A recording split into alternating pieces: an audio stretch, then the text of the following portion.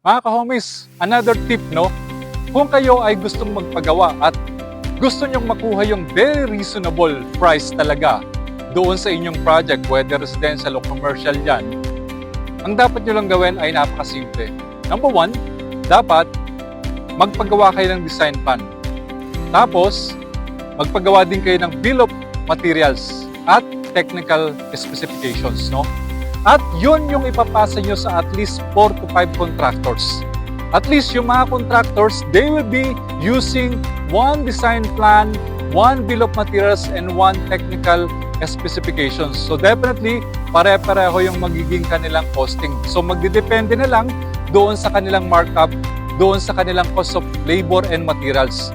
Siyempre, kapag pantay-pantay sila, isa lang yung basis na ginamit nila sa design plan, sa bill of materials, tsaka doon sa specifications, definitely, makukuha nyo yung pinakamababa. Pero mind you, hindi porket mababa, okay na yon. Siyempre, dapat mag-due diligence din tayo.